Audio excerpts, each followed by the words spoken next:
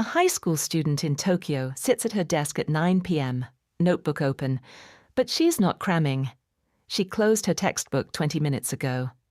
Yet somehow everything she read that day still sits clearly in her memory the next morning. No all-nighters, no energy drinks, no repeating the same page 15 times until the words stop making sense. Just 5 quiet routines, practiced consistently, that most students walking past her desk in the library would never even notice. What's surprising is that none of these require more hours of study. They require fewer hours, structured completely differently.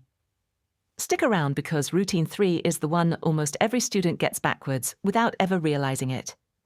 Before we continue, which part of your own study routine do you think is actually working against you right now?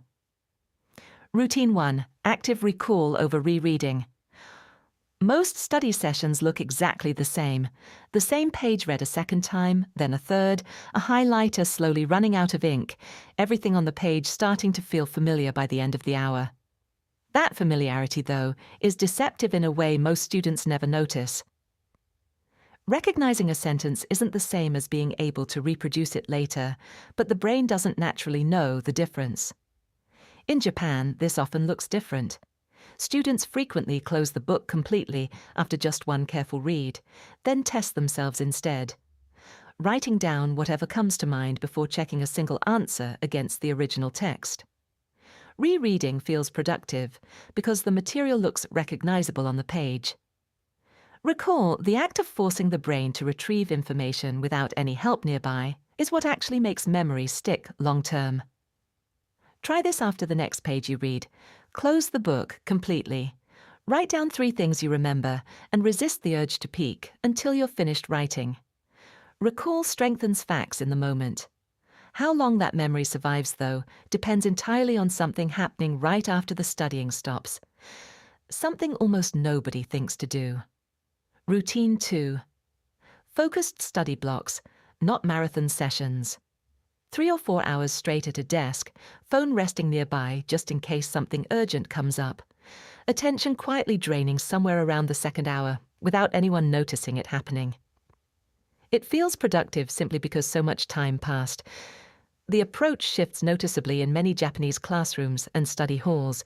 Short, intensely focused blocks of 25 to 45 minutes, followed by a real break, not a quick scroll through Instagram disguised as rest. Long, unbroken sessions look disciplined on paper and feel virtuous in the moment, yet retention per hour drops sharply past a certain point, usually much earlier than most students expect. Shorter blocks paired with genuine rest actually consolidate memory far better than pushing straight through exhaustion. 1 block today is enough to start. 25 minutes.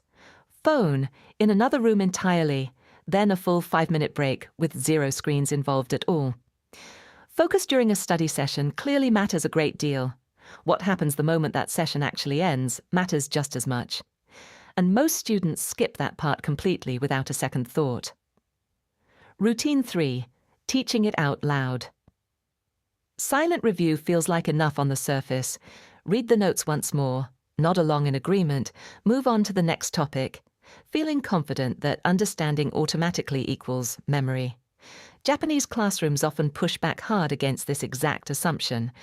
Having students explain concepts out loud to a partner, to a small group, or even alone to an empty room with no one listening at all. Silence hides gaps in understanding effortlessly and quietly. Speaking a concept out loud exposes instantly what actually isn't understood yet.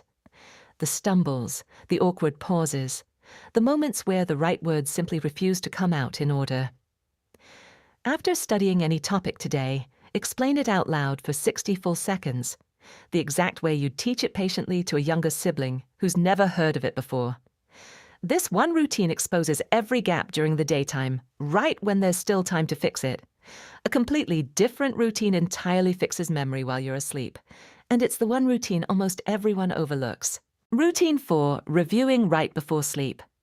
Cramming the night before an important exam, lights on far too late, an entire semester's worth of material getting reviewed all at once in one exhausted, panicked sitting. It rarely works the way it's supposed to. A noticeably calmer approach shows up instead in many Japanese study routines. A brief, unhurried review of that day's material specifically happens right before bed every single night. Never anything new gets introduced at this point, just a light, gentle pass over whatever already happened earlier that day. Sleep is precisely when memory actually consolidates and locks into place, and reviewing material right before it gives the brain fresh, relevant content to quietly process overnight, instead of stale information from days or weeks earlier. 10 minutes before the lights go out is all it takes. Skim only what got studied that specific day. Nothing new, nothing extra added on top. Sleep locks memory into place gradually overnight, almost like glue setting. What happens the moment you actually wake up, though, decides whether that memory stays there for good or quietly starts fading again. Routine 5. Morning review. Instead of night cramming. Waking up and diving straight into brand new material is the default habit for most students, treating the previous night's studying as finished business already, safely banked away somewhere in memory. Students across many schools in Japan often spend the first 10 to 15 minutes of a new study session reviewing yesterday's material first, deliberately, before touching anything new at all that day. Fading memory gets caught early this way, reinforced cheaply and quickly before it has any real chance to disappear completely from recall. New material then gets to build on a foundation that's genuinely still solid, instead of one quietly crumbling underneath without anyone noticing until test day arrives. And that's really what separates studying a lot from actually remembering it long term. 5 small shifts in when and how review happens throughout the day, not 5 extra hours are bolted onto an already exhausted schedule. Here's the part worth sitting with for a moment. The hardest routine on this entire list probably isn't the focused study blocks, or even the sleep review. It's teaching a concept out loud, because it's the one single moment where there's genuinely nowhere left to hide a gap in real understanding. That one habit alone often reveals more about what you actually know in 60 seconds than an entire exhausting night of silent rereading ever could.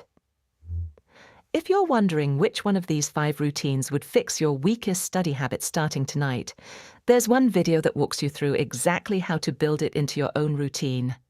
And it's on your screen right now.